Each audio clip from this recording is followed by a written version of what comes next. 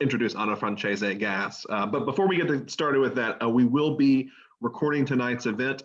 But don't worry, you're muted, and the only people who will be recorded are the people in the little yellow box here who are unmuted. So when Anna first pitched me an event for her book, I agreed on the spot. Her website and now her cookbook, Heirloom Kitchen, Heritage Recipes and Family Stories from the Tables of Immigrant Women, is an amazing project. She recorded the recipes of an array of immigrant grandmothers. I mean, can you think of a more exciting food project of recipes? When I hosted her for the event, she brought a platter of the most divine spanakopita that I'd ever had, with these big chunks of feta in it. I immediately bought a copy of her book, and I made a recipe in there called pasticcio, which she described as the love child of lasagna bolognese and fettuccine alfredo, and it was amazing. It made me a hero in my household that evening. And then Anna told me that I really had to make the brodo di mama a polpette, or the spaghetti and meatballs, and I've made it so many times now that I don't need to consult the book anymore. Please join me in welcoming to a very special Northshire Live, Anna Francese Gass. Hi, everybody. My name is Anna. That was such a generous and lovely intro. I am a very huge fan of the bookstore. My children and I go there whenever we're in Vermont. I am in Connecticut. That is where my home is, but I visit Stratton Mountain often. And we stumbled on the bookstore one day because we were outlet shopping in Manchester, and it was love at first sight. And at the time, it was really just, I had just gotten the book deal, and I was in the children's section, and I went up to someone working in the children's section and said, I have a cookbook coming out in a year, but when it comes out, I really have to do something here. And that's when she said, oh, well, you need to speak to Mr. Wood. So that's how our relationship began. We spoke before the book came out.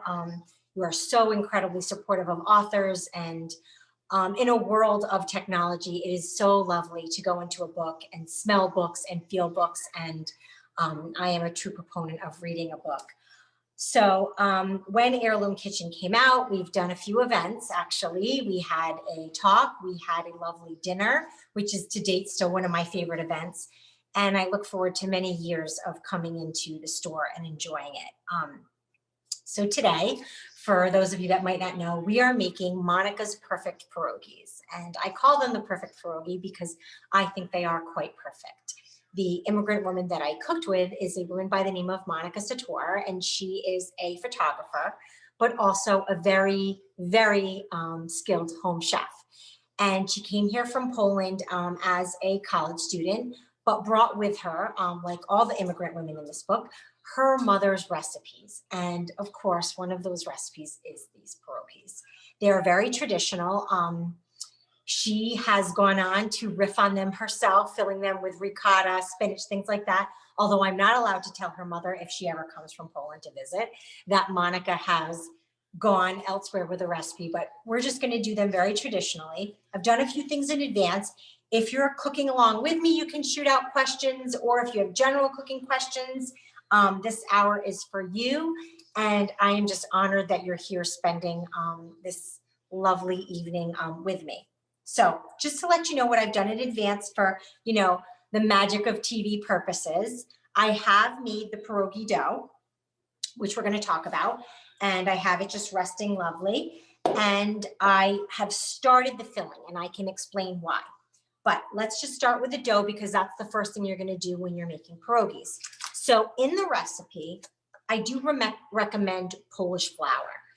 If you live in a place that you just can't get international international ingredients, don't fret. You can make these with AP flour. I've made them with AP flour, and they've come out just fine. Another great substitution, if you can get it, is pasta flour, because basically pasta flour is very fine flour. It's usually called tipo 00, TIPO 00. That's what the Italians call it. This is just very, very fine, supple flour, and it makes for a very tender pierogi. So this has got very Polish writing on it. I got it in the Polish deli in my town, and I love it. That goes into a bowl with very hot water, because if you ever made dumplings or basically anything that requires a filling, that hot water really tenderizes the gluten. So that's why if you're making Chinese dumplings or pierogies, they use the same method. It's hot water with the flour. So I love that. I love that I was going into different kitchens, but really sometimes learning the same methods from totally separate parts of the world. It's got an egg in there. You just get it nice and soft, make a nice supple dough, and then just set it aside. While it's resting, you go on to the filling, which is very simple as well. Monica made a very funny joke when I was cooking with her. She said, yeah, Polish people, we eat a lot of pierogies because we eat a lot of potatoes because Poland's really cold, and you can grow a potato in a rock. And I just thought that was so funny, just to think of the fact that potatoes really can grow anywhere. It is a very, very strong and resilient crop. So, all right, we got our water boiling. I'm just gonna turn that down. So what I did was I boiled 6 Yukon Gold potatoes. She does Yukon Gold. I agree with that method because Yukon Golds are just more buttery. They're tasty, but if you have russets or something else, have at it. Peel them, put them in the water, cold water with potatoes. You always want to start on cold, because if you start potatoes in hot water, the outside actually cooks before the inside does. And you don't want that. You want even cooking with potatoes. So always start with cold, let them boil. After about 10 minutes, a medium potato is going to be nice and soft. Now, if you're going to invest in some cooking utensils, I know some people don't like having too many gadgets, but I think a potato ricer is essential. Thanksgiving, you don't want lumpy potatoes. Your potato ricer just creates the most perfect potato. And you never want to take a hand mixer to potatoes, because your potatoes will quickly turn into glue. So a ricer keeps that from happening. You just put the hot potato in here, press it down, and you get, the reason it's called a ricer is it looks almost like rice. Once it's all riced, it is just a beautiful sponge for anything you want to put in there. Butter, sour cream, salt. In this case, we're putting in farmer's cheese. Farmer's cheese is incredibly popular in Eastern Europe. A lot of recipes have farmer's cheese. It's used very much in blintzes. A lot of Danishes will have farmer's cheese.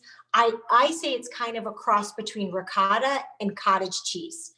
So if, again, you can't get farmer's cheese, no sweat, soft, small curd cottage cheese works perfectly. So, and that's the great thing about all these recipes. And also these women coming from other countries, when they first got here, we're pretty spoiled now. We can get almost anything we want in our local grocery store. Most grocery stores have pretty primo international food sections. But these women had to adapt, they had to moderate. So they were very great about telling me substitutions. So what I did was, when the potatoes were super hot, I went ahead and added the farmer's cheese and mixed it all in. Now that I have the farmer's cheese in there, I can add a little bit of salt and a little bit of pepper. And this guy's just gonna hang out for a minute. And the reason he's gonna hang out is because if these potato satchels weren't decadent enough, Monica actually adds bacon and onion into the pierogi. And then some of that bacon and onion gets saved and served on the outside. So while you have this lovely bacon and onion dressing on the outside, when you go in to eat your pierogi, you get little lovely pockets of bacon and onion as well. So this is not probably on your Weight Watchers menu, but we're going to make an exception and have some fun. Also, if you are a vegetarian, no sweat, no bacon, no needed. I've made them without the bacon and they're really good without. Don't skimp on the onion though. I do like a little bit of onion. Now, what do I have in front of me? I have a very big slab of Polish bacon, which I got at the Polish store. If you can't get Polish bacon, or what they call Polish bacon, it's basically slab bacon, and you can get that in the grocery store. Even Boar's Head makes a very thick bacon that you can use. You know, it's all about the smoking. The Polish bacon has a little different smoke to it, but nothing that you would really have to stress about or not, have to go the extra mile to get if you really, couldn't find it. So what I'm going to do is I'm going to cut it up. And while I'm cutting it up, I'm going to make a nice dice. I like them nice and small because remember, you're putting them outside the pierogi. So you're just going to want your sauce, your little dressing not to be too overpowering, but they're also going inside. So if you have really big chunks of bacon, you're going to have a hard time closing them and keeping them closed. So I'm just going to take these pieces and kind of pile them up like books, since we're in the bookstore here, and just get a tiny little dice going. And there's fat there, but that's going to render off in our pan. So like I said, I'm not going to tell, my Weight Watchers people about this recipe. It's comfort food at its finest. While I'm chopping away here, does anyone have any questions? I just threw a lot of information at you in a very short period of time. But if we're all good, then I guess it was all understandable, digestible. And this is also like a really fun project to do with kids because look, the pierogies, once you get them sealed and boiled, they don't have to be perfect. Everyone can have different sizes and shapes. And it's really great to get kids in the kitchen. One thing we definitely learned during COVID was just the fact that cooking is a majorly needed life skill because you never know when you can't order delivery or get to a grocery store regularly. So I'm really glad to hear how many people just really started getting into the kitchen and learning how to cook. I think that's a definite silver lining of the past year of our lives. All right, so I'm just dicing this up. And once it's nice and, I like to get it uniformly diced because again, like we said, where this is going to get really small and we want that because it's part of our filling. So I have a pan behind me. I think you can see. I'm going to get that going. And I'm just going to throw in a little bit of olive oil, even though the bacon has plenty of fat. The olive oil kind of just gets it started. It gives it a little bit of room to groove. And while it's grooving in there, because we just want that to render down on a low heat. That's the one thing that I think I really learned in culinary school. You don't ever need to put your stove on high heat unless you're making a steak. Medium to low is always the way to go. You won't burn things. I always tell my kids, you can always cook something more. Once it's overcooked, there's no going back. So I'm going to go ahead and throw this in. And we're going to let that kind of do its business while we make the onion. So really simply, I'm going to take an onion. Anna, we've got a question from Pamela. She says she has a Polish deli and bakery about 2 miles away from her. Is Polish bacon all she needs to ask for, or is there a specific cut or kind? It's so funny because when you go into the Polish store, they have a lot of smoked meats. If you say to them, which I actually did say to them today because I couldn't find it in the case, and I said, it's so funny that she's asking this question because it happened to me today. And between the masks and the plexiglass and the language barrier, we were doing some crazy sign language in there. But just ask for the bacon for pierogies and they should know. But it's usually not, they don't have to usually slice it. It comes in a nice big block like this, and it's usually in plastic wrap, just like you would find bacon.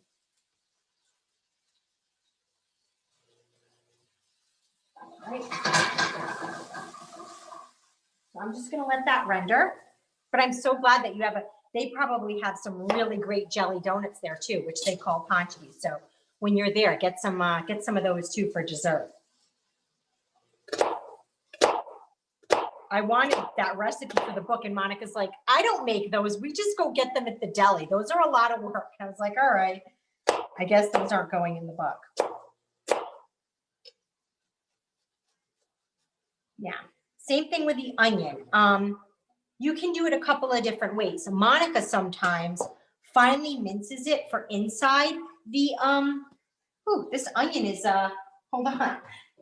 This onion got away from me. He's a little bit more pungent than usual. I'm usually not a crier. So she does two things. She minces it very small for inside, and then she makes really big rings for outside. I like it actually minced for both, because I just find when I'm eating it, I like it to be, you know, kind of smaller. But that is totally a personal preference of, you know, how you want your onion. But for the filling, like I said, I would definitely go with a very fine dice, little jewels, if you will, because they're going into that potato. All right, garbage bowl all that. Move this to the side, and I'm gonna get this guy in too with my bacon. And what we're really looking for, and don't worry, I'm gonna show you this once it's all cooked up, but what you're really looking for is just like what you would be looking for if you're cooking bacon on your for your family on Sunday. All that fat rendered out, you're gonna want a nice crisp on the bacon. And then we're simply gonna put half of it in and leave half of it out. And half of it's gonna be used once our pierogies are done and we're ready to dress them. Another great thing to know about the pierogies is you can half this recipe if you want, very simply, or have fun, make all of them, and they freeze beautifully. And it's funny because when I went into the store, the woman actually said, "You're gonna make them? We have so many in the freezer." And she did, she had a ton. I mean, she had sauerkraut filled, she had mushroom. I mean, she had really an entire freezer of pierogies.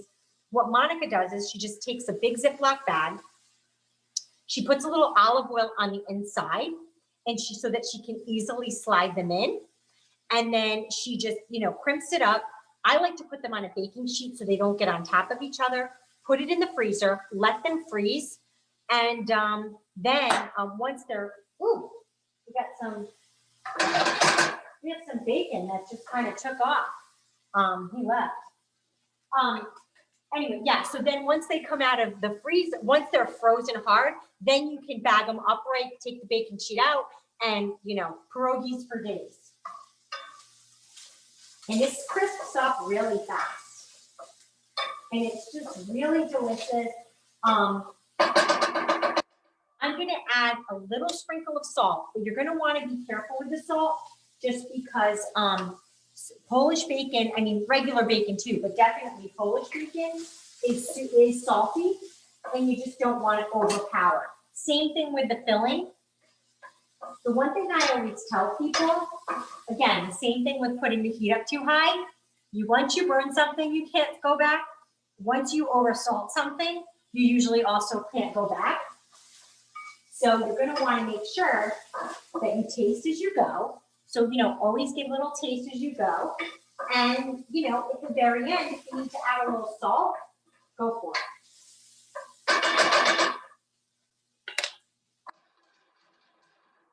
Any other questions out there?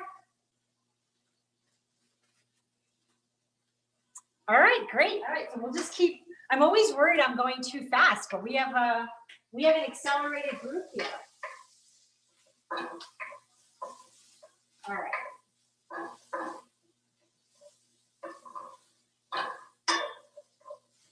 All right, my bacon is looking good. Let it render just a little bit long. I'm definitely one of those, I like things always on the crisper side. I like my toast a little bit burned. I like my bacon a little extra crispy. So you do you. If you like things a little bit softer, like I have in my family, a couple of you like that. But like I said, I like things a little bit crispier. So I probably let things go a tiny bit longer than others. While you're doing that, in the back, I did get on a pot of salted water, and I'm gonna let that get boiled too. So you're putting salt everywhere you go so that they all come together and do what they need to do. But you also have to kind of keep, what's my assistant's name? That is Levi. And yes, he is my floor sweeper and mopper.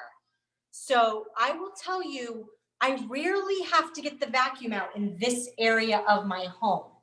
Sometimes a little bit slimy, but you know, we've talked to him about it. He's, you know, that's the way he cleans. And unfortunately, we can't really get him to change. His rate is good though, so we keep him around. All right, my bacon looks pretty good. And what I'm gonna do now, oh, and don't worry, Levi will make many appearances. Even at 10 o'clock during my demo last night when I was making meatballs. So he always knows what's on the menu, my Levi. All right, so what I'm gonna do is just take about half of this. And another thing with the bacon dressing is put in as much or as little as you want. It's up to you. You know, if you like things really super bacony, I can't help myself. I'm gonna use the outside bacon. I'm gonna let that crisp up a little bit more. But as you can, I think you can see, yes, you can see. As you can see, I'm just getting this in here and it's just gonna impart, you know, each pierogi is only gonna have a little bit of onion, a little bit of bacon, but what it's really doing is just flavoring up that potato because, you know, potato on its own doesn't really have much flavor. It's really a vehicle for all the other things in your life that you love. Sour cream, butter, salt, bacon. So we're just helping it along with the cheese. And, you know, true to form, I am gonna take a little bit, give it a little taste. It needs a little salt. I think it needs a little bit more pepper too. But that's why you taste as you go and you just make sure, because once it lands on everybody's dish, you can't really do anything. But if you just keep tasting as you go,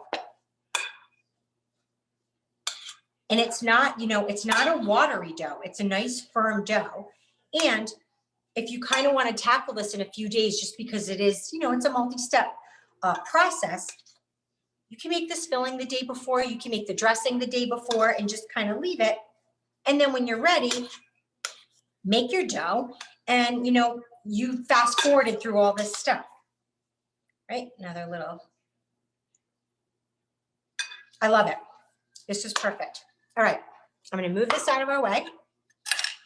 We're gonna change gears here, clean up this area. Just make sure that you can see what I'm doing. And we're gonna roll out some pierogies. First, I'm just gonna sprinkle my board. Like this. So Andrea asked the question, can you buy pierogi dough already made or do you not recommend that? You know, that's a really good question. I don't know if you could buy pierogi dough per se, but I don't see why you couldn't do this with wonton wrappers if you wanted. I know people sometimes make ravioli with wonton wrappers. I would be disowned from my Italian family, so I've never done it myself. But I've heard, and many people swear by it, making ravioli with wonton wrappers. They're thin, they're easy to manipulate. And if you wanted just that potato bacon flavor, you could get pretty close. I don't know. I will say when I was at the Polish store today, I definitely didn't see that. Sorry about that. So let's see here. So as you can see, this dough is very soft. I mean, it's actually softer than pizza dough. Very supple, and it's all from that very, very fine flour coming together. So what I'm gonna do is I kind of got it into a little round. Oh, I should have said this. Sorry, I got a little distracted. You're gonna take your dough and you're gonna separate it into 4. You're gonna keep 3 under the little blanket, and you're just gonna take out 1/4 of it. It just makes it more manageable. It keeps the other pieces of dough from drying out before you get there. And that's a good rule of thumb for anything. If you're making fresh pasta, dumplings, whatever, anytime you're working with dough, you always just want to work with what you're working with and let everybody else kind of hang out and rest.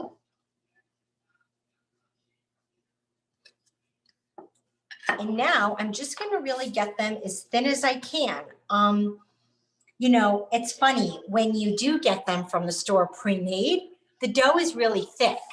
And you get a lot of dough in your bite. I think with anything, whether it's a dumpling or a ravioli, the thinner that dough and the more you can taste your filling, to me, that's when you've really hit it and really nailed it, because you're getting, what we're all there for. The dough is really just a vehicle for all that filling to get into your mouth. So, especially if it's the first couple of times you make it, don't feel like you have to go super thin. Another thing that I love to do is, hold on, I'm just going to grab a fork just to show something real quick. So most people don't know this, nor should you, but the tins of a fork. Usually most fork makers, it's about 1/4 inch between 2 tins. So most doughs need to be about 1/4 inch. So if you take the tins of a fork, can you see this, Rachel? And if the dough is the size of the 2 tins, then you're where you need to be.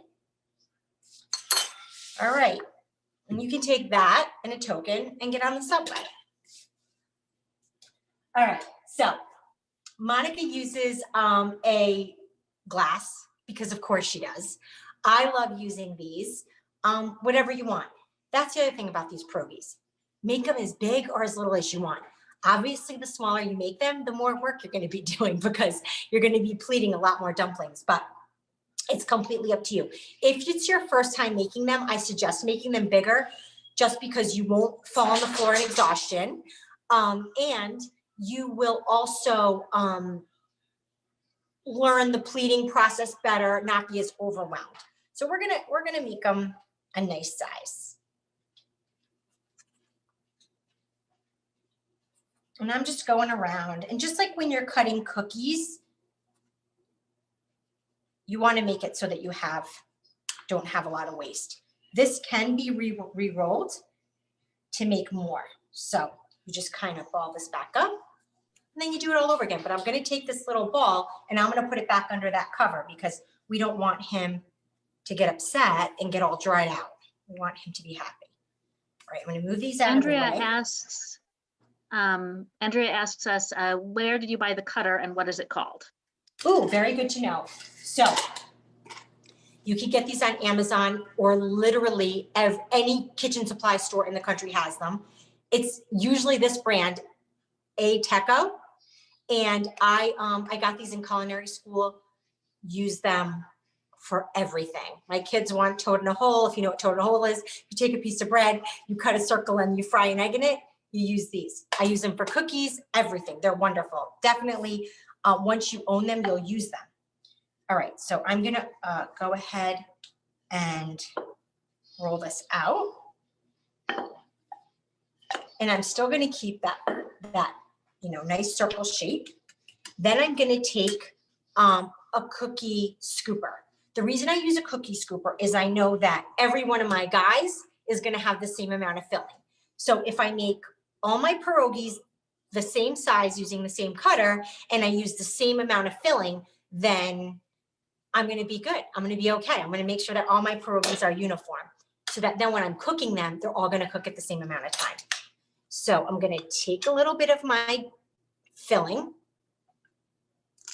I'm going to put it a little bit left to center, okay? Because I'm going to be flipping this over just like you would an empanada. I always say every country has a dumpling. That should be my second book because there's no place in this world that the people of that area didn't take some sort of dough, put something yummy inside and either boil or fry it. We've all done it, every ethnicity. It should really be part of world relations. All right, so now I've covered it like this. Now this is the really cool part. Now, if you're just starting out, all you have to do is pinch them. One really cool thing that Monica told me, I'm just going to share it with you, was that each family in her town or in her little area, and I'm sure this is kind of uniform through Poland, the pleat that the woman would use, of course she'd be judged on it because we all judge each other, but it also became like a family crest. So the women in the town would know who made the pierogies based on the pleat. And I don't know why, I just found that fascinating. Like it was like your family stamp. So I don't know that I have my personal pierogi stamp. What I like to do is I just like to pinch them. Can you see? Let me move back a little bit. I just like to pinch them because one, it looks really pretty when they're done. And when you're frying them up, it kind of catches all the little crevices in there. And I also know it's not going to open. So I'm just going to hold my little guy up and there you go. So as you can see, then I kind of lay it down like this. And this is just totally an aesthetic thing, not necessary, but I lay it down because one, I can do another little pleat just to make sure, you know, a little bit of insurance. And also it allows me to make it perfectly flat. So it just kind of looks like a pretty half moon. And there you have it. That's all you really have to this. It's not rocket science. Simple. And it's, for me, very, very cathartic, very therapeutic. And, you know, I can kind of just, I think I don't meditate. I'm not a meditator, but I think when I'm cooking and I'm doing things like this, it's very meditative for me because I can just get, you know, lost in my recipe. I can get lost in my pierogies. And that's it, everybody. That's a pierogi. What we're going to do now, I want to make a few up because I'm going to boil them up and then we're going to get them fried and we're going to show you the final dish. But as far as the hard work here, we're done. That's all she wrote. You know, just one more time, we got this down. We're going to roll it out just to kind of give ourselves some room to groove. Get a little scoop of the filling, left to center. Turn it over like that. Press down your filling so it's not in your way. Do your little pleating, just like that. Tap it down, extra little pleat.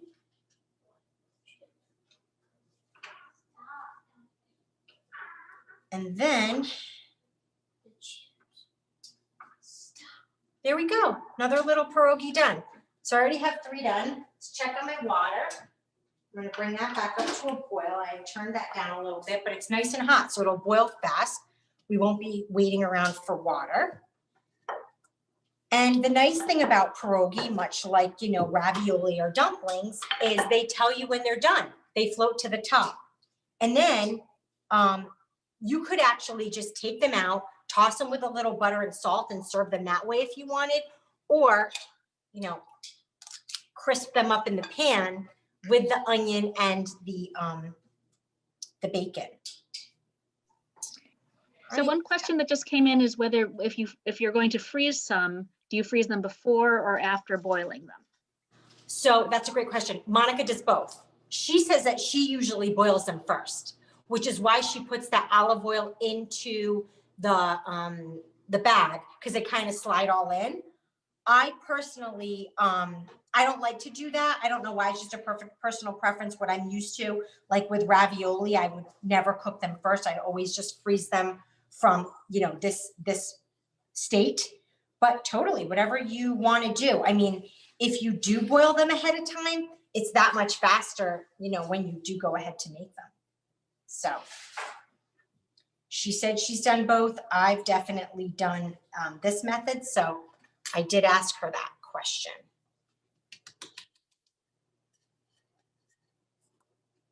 All right, so what I'll do is I'll make one more and then we can drop them in the water. And mine are, you know, mine are a nice hefty size. So if you want to, you know, get ambitious and make them kind of small, what a great little appetizer, you know, back to when someday in the future, when we get back to entertaining, you could actually serve these to guests as a little app. Okay. And I just, you know, you don't have to do another. I just like to because I just feel like the thinner the dough, the easier it is for me to make my pleats. And again, to just make a nice hearty pierogi that I'm not gonna bite into a whole bunch of pasta. I'm gonna bite into and taste that filling right away.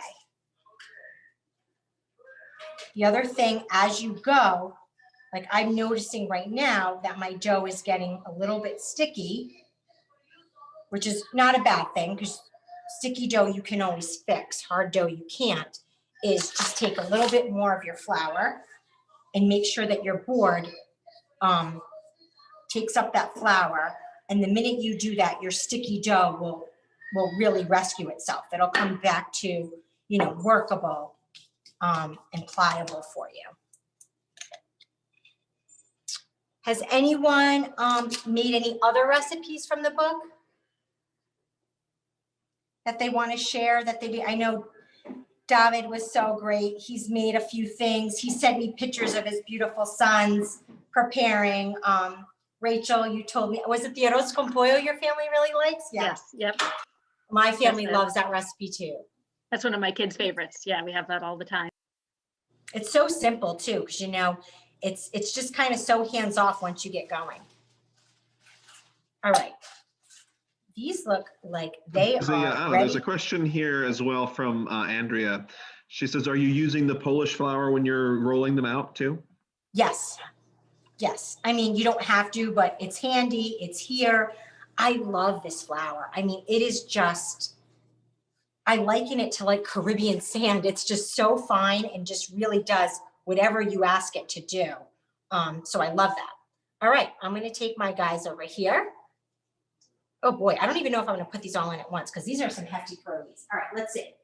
Let's start with, I'm going to do 4. I'm not going to be too crazy. I'm going to do 4 to start. Now, of course, if you're feeding your family, you get a nice big pot and you wait till you're done. Now, what I did right now is after I threw them in, I gave the pan one little zhuzh. That's a technical term, zhuzh. And I gave it the one little zhuzh because I don't want them to stick to the bottom. After you do that, as my mom would say, don't touch. Don't touch anymore. Leave them alone. Let it sit along the bottom. That little swirl is going to ensure they're not going to stick to the bottom. And then when they're ready, they're actually just going to float up to the top. Now, I would say for this size, like in the book, it says 2 to 3 minutes. I would say just because I made these on the larger side, 3 to 4 minutes on these. But like I said, the pierogi is going to tell you when it's done. And remember, it's going to get a second cook when we put them in the pan. Let's talk about the pan we're going to use to fry. Now, I fried bacon and onion in here. I'm not going to throw those in because if I do that, they're not going to get a nice sear. The other thing I recommend, and you know, even as someone that's been cooking for a long time, anytime I'm frying dumplings or pierogies, anything that has a flour on it, I'm going to use a nonstick pan because then I know they're not going to get stuck to the pan and fall apart and make a mess. And then you're going to be cursing me from your home. Why did I go to that cooking demo? My pierogies are destroyed. So use a nonstick and you and I will remain friends forever. We grab a nonstick because of course I didn't. I put my nonstick here. It's going to be ready. My pierogies are going to cook over there. Sorry, I think I'm actually off camera. Sorry, I'm back. So what I'm going to do, and if you're doing these in a large pot, you can do up to 15 pierogi at once. Get them in there. They're not going to stick to each other. Just make sure you have a lot of water and a big pan. And the book actually tells you exactly how much more water you need for that amount of pierogi. I did a small pot just because I didn't want to, you know, overwhelm everybody. And these guys are already starting to float their way up to the top. You're just going to want to make sure that they're in there for 3 to 4 minutes because you want to heat up that filling. You want to make sure that because everything is cooked, you're not really making sure anything is raw. The only thing that's getting cooked right now is your exterior. But again, we're cooking that in the hot water right now. That's going to get floating to the top. And then we're going to go ahead and saute them in the pan. Did I answer all the questions we had outstanding? I think I did. Okay, great. Yes. All right, so sorry for my back. I'm gonna go ahead and take these babies out.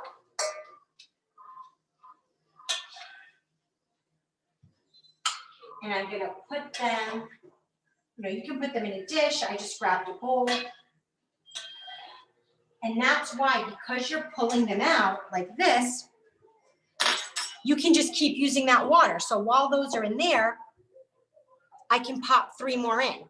So you can do a whole bunch, while you're cooking. And then at the very end, you can fry them. Remember, we're gonna do our zhuzh. I just put 3 more in.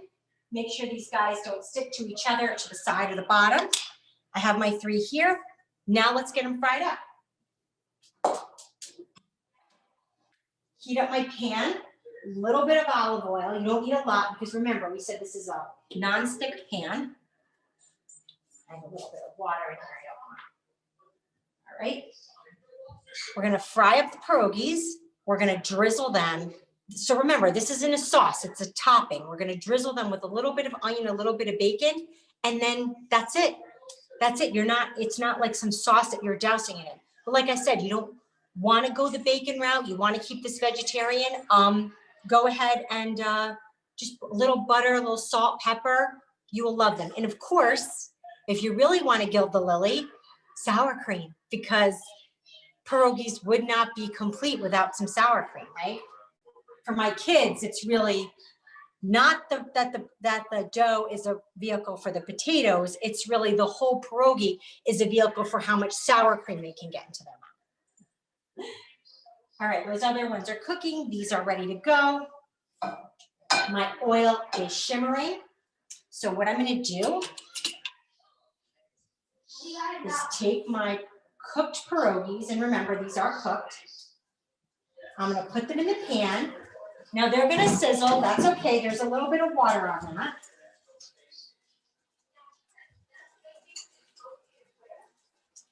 Now I'm gonna put them flat side down. You'll see one side is, more rounded. Where we put that dough in, it's more rounded than the other side. The other thing is, if you remember, I tapped my pierogies on my counter to get the bottom flat. There's a method to that madness. Remember I told you I love everything crispy? So I love to cook pierogies on both sides, but then I also like to fry up that nice flat side. Not necessary, but highly recommended.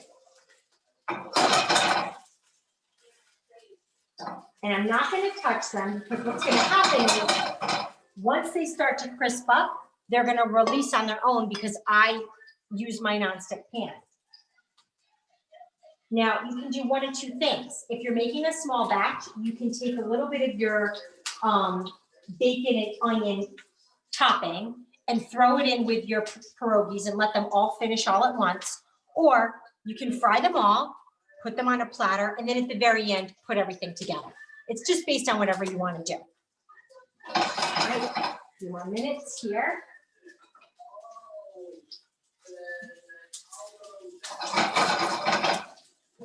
While those are frying, I'm going to take my other pierogies in the back out.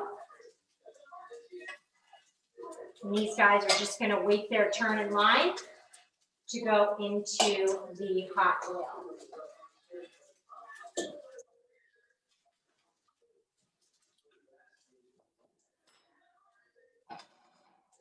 All right, I'm going to give these a little flip.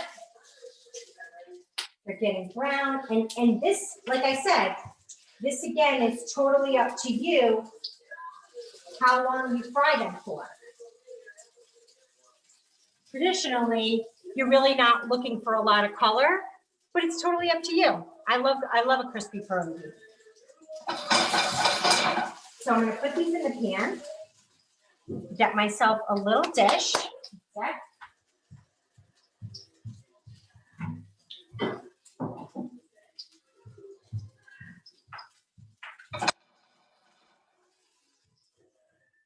Get my pierogies out. As you can see, that was quite quick.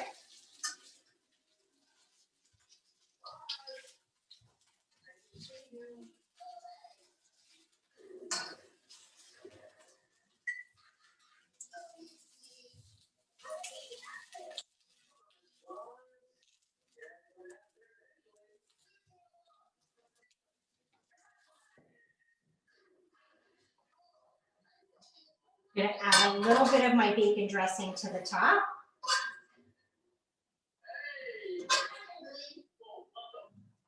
All right, guys, there you have it. Pierogies, and it smells so good. I know people always say this, if we only had smell-o-vision, but these are phenomenal and they're really easy. Just gonna break one open for you. You can see.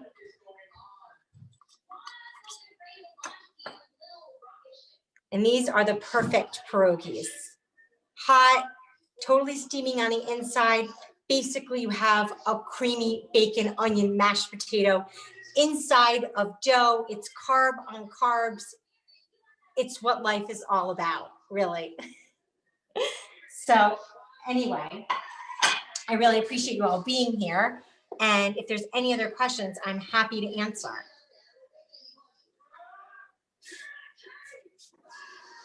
Well, we're waiting to see if there are any last questions from the audience. I have one, which is, could you tell us a little bit about what gave you the idea for this book and how you got started creating it?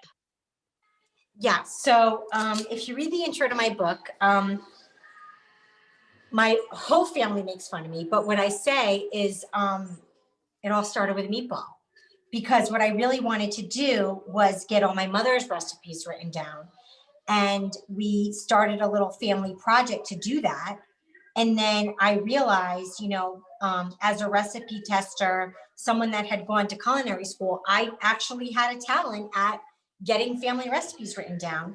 So I put out an email to friends, you know, thinking a couple people would sign their mothers up, and it spread like wildfire. And I was actually traveling the country to meet with immigrant women to test their recipes and try, you know, get their stories. And it was just an amazing project that eventually someone said, my God, between the stories and the recipes, you have so much content here. What an amazing cookbook this would be. And that's all I really needed to hear. Because I said, yeah, how amazing would it be to have all these women represented together in a book? And, you know, did the whole pitch process, all the, you know, and I landed on HarperCollins and never looked back. And it's been great. And now during COVID, you know, kind of going around the country through Zoom, doing these demos, it's been wonderful. It's been wonderful. And meeting people that have bought the book and have cooked so many recipes from the book. You know, when I hear things like, oh, I don't even have to read the recipe anymore. Well, you know, that's a dream come true for me. So. Thank you, Anna. I think we're just about out of time, but there's one last question here from Karen. And she wants to know if you have a favorite nonstick pan. I do actually. Let me show it to you. It's called Green Pan. I buy them from a company I actually work for, Food 52. I'm a recipe tester for them. I have been for years. It's a great site, and they started an online shop years ago. I don't know that you can get Green Pan anywhere else. You might be. I don't know. Amazon seems to have everything, but they last, and they also are non-toxic. So I love them for that as well. And I would like to chime in with just a last comment, which is that, yes, please make the dumpling cookbook. That sounds amazing. So yeah, we'll see someday. Got to be able to get out there and cook with grandmas again. So let's hope we get there. Yes. Thank you, Anna. This has been amazing. Thank you, audience, for all being here. I said in the chat at one point, but it's true, I am extremely hungry now. So I think I'm not the only one. This was fantastic. We really appreciate you doing this with us. Thank you so much. I've had such a wonderful time, and let's do this again sometimes, either here or in real life, hopefully. All the best, everybody. Thank you. Thanks so much, Anna. You'll have a great night. You too.